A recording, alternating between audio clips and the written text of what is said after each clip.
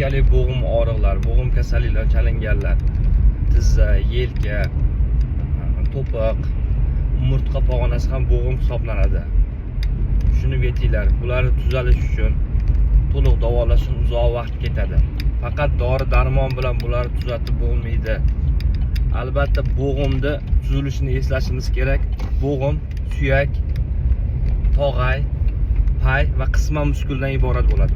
Bularga maxsus qon aylanish sistemasi yo'q. Faqatgina harakatlar natijasida bo'g'im aro suyuqlik yangilanadi.